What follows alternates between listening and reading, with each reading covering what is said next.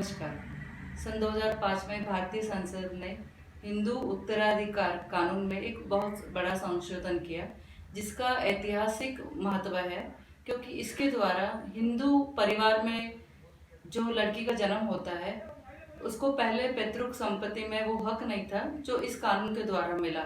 इस कानून के द्वारा लड़का और लड़के का भेद मिट गया और लड़की भी अपने जन्म से कोपार्टनर यानी हम वारिस बन गई। अब ये 2005 में जब ये कानून पास हुआ, उसके बाद बहुत सारे पिछले 15 सालों में कोर्ट में ऐसे केसेस आए। कई बार ऐसे भी जजमेंट्स आए कि जिसके द्वारा मतलब कंफ्यूजन क्रिएट हुआ, भ्रांतियां निर्माण हुई और कोई क्लैरिटी नहीं थी।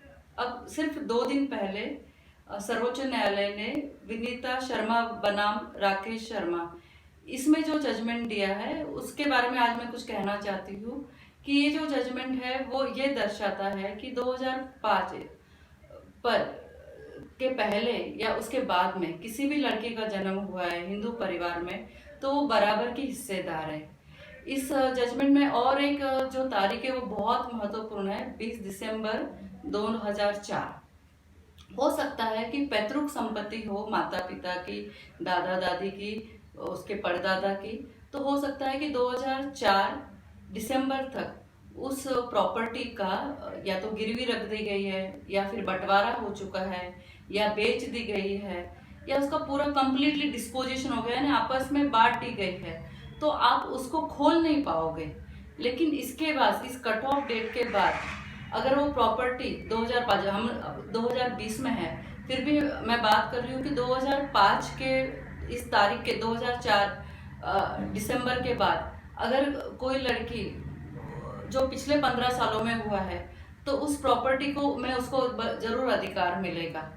इसमें और एक चीज मैं जोड़ना चाहूंगी कि ये जो मैटर डिस्पोजिशन है या पैतृक संपत्ति है, और संपत्ति देखिए 2 भागों में बंटती है, एक पैतृक और एक सवर्जित। कोई पिता ऐसा होता है कि उसकी सवर्जित कमाई होती है, उसकी खुद कमाई हुई संपत्ति होती है, उस बारे में अगर उसने विल बनाई है, कोई मृत्यु पत्र बनाया है या कुछ लिखा पढ़ी है, और वो चाहता है कि वो ट्रस्ट को दान दे दे, या किसी बेटे को दे, किसी बेटी को ही दे, या अपने किसी और रिश्तेदार को देना चाहता है, तो उसमें कानून कुछ भी अड़चन नहीं ला सकता। कोई बेटी कोई बेटा उस पिताजी को कोर्ट के दायरे में नहीं ला सकता। लेकिन जब पैतृक संपत्ति होती है, तो बेटा या बेटी उनको समान अधिकार है। तो सिंपल सा मीनिंग इसका ये है कि 2005 के बाद जो भी कानून आया है कि अगर पैतृक संपत्ति है तो आप हकदार है, लेकिन विल नहीं होनी चाहिए सवर्जित कमाई हुई संपत्ति की।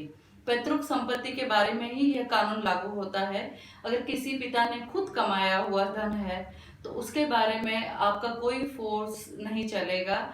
और विल के अभाव में, कहने का मतलब लिखा पढ़ी नहीं, मृत्यु पत्र विल नहीं होगी, तब आपके पिता की संपत्ति में बेटी बराबर का हक मांग सकती है। मैं फिर से रिपीट करना चाहती हूँ क्योंकि कंफ्यूजन ना हो, क्योंकि अगर आपके पिता ने विल छोड़ी है, लिखा पढ़ी छोड़ी है कि मेरी संपत्ति फला फला कोई जाएगी, तो उसमें इस कानून की मदद लेकर भी आप कोई हक नहीं मांग सकती।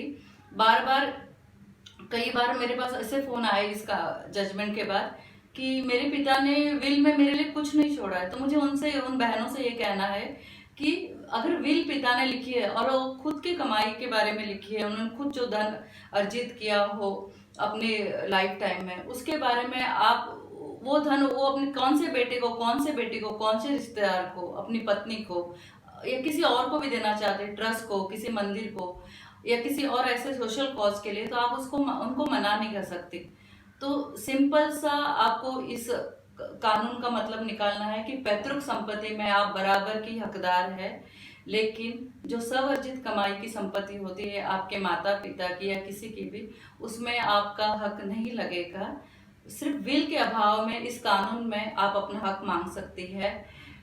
मेरे ख्याल से मैंने इसमें कोशिश करी है कि सारे मुद्दों को मैंने इस वीडियो में उत्तर देने की। फिर भी अगर कोई किसी का सवाल हो तो कमेंट बॉक्स में क्वेश्चन छोड़िएगा, मैं कोशिश करूंगी जवाब देने की। धन्यवाद।